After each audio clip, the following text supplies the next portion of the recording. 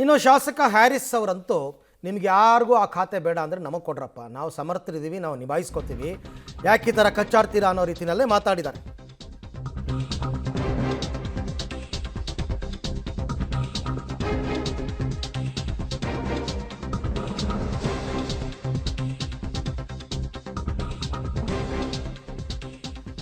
ಬೆಂಗಳೂರು ನಗರಾಭಿವೃದ್ಧಿ ಖಾತೆ ಅವ್ರಿಗೆ ಯಾರಿಗೂ ಬೇಡ ಅಂದರೆ ನಮಗೆ ಕೊಡಿ, ನಾವು ಬೆಂಗಳೂರು ಖಾತೆಯನ್ನು ನಿಭಾಯಿಸೋದಕ್ಕೆ ನಮಗೆ ಬರುತ್ತೆ, ಕೃಷ್ಣ ಬೈರೇಗೌಡರಿಗೆ ಖಾತೆ ಬೇಡದಿದ್ದರೆ ನನಗೇ ಕೊಡಲಿ ಅಂತ ಹ್ಯಾರಿಸ್ ಅವರು ಹೇಳಿದ್ದಾರೆ. ಎರಡನೇ ಹಂತದಲ್ಲಿ ಅವರು ಕೂಡ ಮಂತ್ರಿಯಾಗುವ ಆಕಾಂಕ್ಷಿತರಾಗಿದ್ದಾರೆ. ಯಾರಿಗೂ ಬೇಡ ಅಂದರೆ ನಮಗೆ ಕೊಡಿ ಅಂತ, ಬೇಕು ಅಂತಲೇ ಆಗ್ತಿರೋದು ಗಲಾಟೆ. ನಗರಾಭಿವೃದ್ಧಿ ಖಾತೆ ನನಗೆ ಬೇಕು ಅಂತ ರಾಮಲಿಂಗಾರೆಡ್ಡಿ ಅವರು ಬಲವಂತ ಮಾಡ್ತಿದ್ದಾರೆ. ಯಾವುದೇ ಕೋಟಾಲ್ಲಿ ನಾನು ತಗೊಳ್ಳೋಕ್ಕೆ ಇಷ್ಟಪಡಲ್ಲ. ಅರ್ಹತೆ ಇದೆಯಾ, ನನಗೆ ಕೆಪಾಸಿಟಿ ಇದೆಯಾ, ನನಗೆ ಅದ್ರ ಮೇಲೆ ನನಗೆ ಕೊಡಬೇಕು ಅಂತ ನಾನು ಕೇಳ್ತೀನಿ.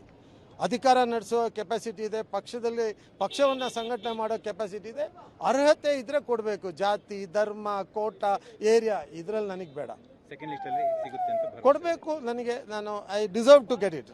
ರಾಮಲಿಂಗಾರೆಡ್ಡಿ ವಿಚಾರದಲ್ಲಿ ಏನೇನು ಬಯಸ್ತಾರೆ ಸರ್? ಮೂರೇ ದಿನದಲ್ಲಿ ಅವರು ದೊಡ್ಡ ನಾಯಕರು, ಪಕ್ಷ ತೀರ್ಮಾನ ವಿರುದ್ಧ ಯಾರೂ ಮಾತಾಡಬಾರ್ದು ಅಂತ ಕಾಂಗ್ರೆಸ್ಸಿನ ಶಿಸ್ತಿನ ಸಿಪಾಯಿಯಾಗಿ ನಾನು ಹೇಳೋದು. ಇದು ರಾಮಲಿಂಗಾರೆಡ್ಡಿ ಅವರ ವಿರುದ್ಧ ಅಲ್ಲ, ಇದು ಪಕ್ಷದ ಒಳಗಡೆ ಮಾತಾಡುವಂಥದ್ದು. ರಾಮಲಿಂಗಾರೆಡ್ಡಿ ನಮ್ಮ ನಾಯಕರು, ಅವರು ಕೂಡ ಅವ್ರಿಗೆ ಏನೋ ಅಸಮಾಧಾನ ಇರ್ಬೋದು. ಮಾತು ಕೊಟ್ಟಿದ್ರಂತ ಡಿ ಕೆ ಅಲ್ಲ, ಅವ್ರಿಗೆ ಅಸಮಾಧಾನ ಇರ್ಬೋದು, ಅದನ್ನೆಲ್ಲ ಕ್ಲೋಸ್ ಡೋರಲ್ಲಿ ಮಾತಾಡಿ ಮುಗಿಸ್ಬೇಕು.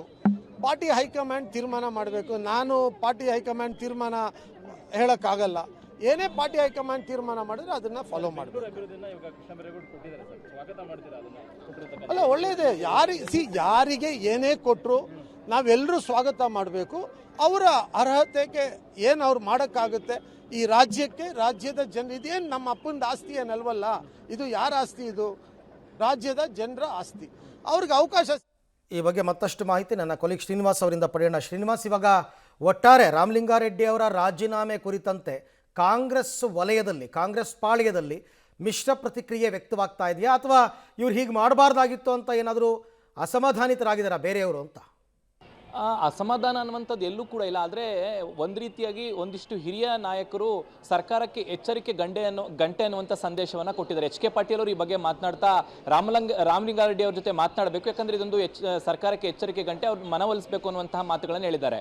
ಇನ್ನು ಹ್ಯಾರಿಸ್ ಅವರ ವಿಚಾರಕ್ಕೆ ಬರೆದ್ರೆ, ಒಂದು ಕಡೆ ರಾಮಲಿಂಗಾರೆಡ್ಡಿ ಅವರು ನನಗೆ ಬೆಂಗಳೂರು ಖಾತೆ ಬೇಕು ಅನ್ನುವಂಥದ್ದು, ಆದರೆ ಕೃಷ್ಣ ಬೈರೇಗೌಡರು ಅವ್ರಿಗೆ ಏನು ಕೊಟ್ಟಿದ್ದಾರೆ, ಆ ಖಾತೆ ಬೇಡ ನನಗೆ, ಆ ಖಾತೆ ಬದಲಾಗಿ ಈ ಹಿಂದೆ ಮಾಡ್ತಾ ಇದ್ದಂಥ ಕಂದಾಯ ಖಾತೆ ಕೊಡಲಿ ಅನ್ನುವಂಥ ಮಾತು.